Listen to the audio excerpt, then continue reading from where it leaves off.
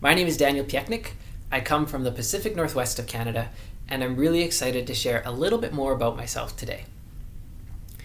I've already spoken to 4 Scale alumni, and each has recounted how the program really challenged them intellectually and how they made a lot of new friends, and how each in their own way this program provided them that edge they needed to take their next step, whether that be in engineering consulting, in startup life, or in a large corporation. It was actually in a conversation like the ones that I had that I first became interested in supply chain. I spoke to a materials planner at Molson Coors 5 years ago, and he was recounting how a couple years out of university, he was managing a $65 million budget. He had doubled inventory turnover and reduced $2 million in operating expenses. I thought it was incredible that a new graduate could have so much impact, and I wanted to learn more. My school had just begun offering a new program in global supply chain management. So I studied with a group of 15 in my cohort in Denmark and Singapore for 4 months each, traveled to the surrounding areas, learned some of the languages, and had a blast doing it. I love meeting new people and learning about the way that their culture works. After graduating, I then moved into supply chain consulting, where I've worked for 2 years, and I absolutely love the diversity of challenges that we get to solve and the people I work with. Upon graduating, I want to continue to work in supply chain consulting for 2 or 4 years, then start up a B Corp and eventually move into teaching. That's a little bit about myself, but as I was thinking about what was really important and what I really wanted to get across in this conversation was the importance of people in supply chain management and the importance of having culturally fluent people in this program. This program brings a group of people from all over the world, and the reason I want to be in the 10-month program rather than the 6-month program is so that I have some time to actually develop really strong relationships with the people in my cohort.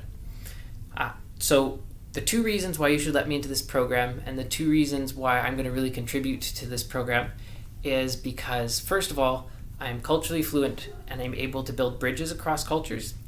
And second, I'm really committed to teamwork and to building program community. And I'm going to give you a couple of stories to illustrate how that played out in my life.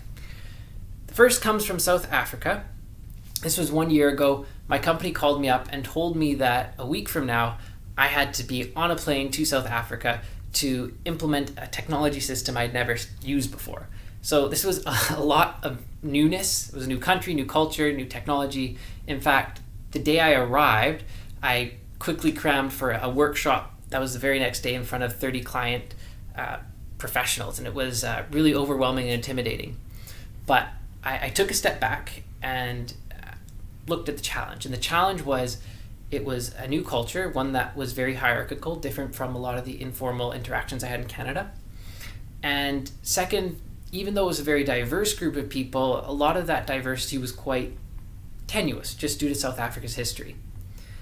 I focused on getting to know the people first, getting to know their story, having lunches with them, having coffee with them, hearing about their work interests and their personal interests, and developed rapport with them. And I was able to use that to navigate this new authority hierarchy system in South Africa and learned how to communicate very bluntly, because that's how South Africans communicate. And because of that, I was able to keep our project on time. So I'm a person who's culturally fluent, and I'm able to work in a new situation to bring people together.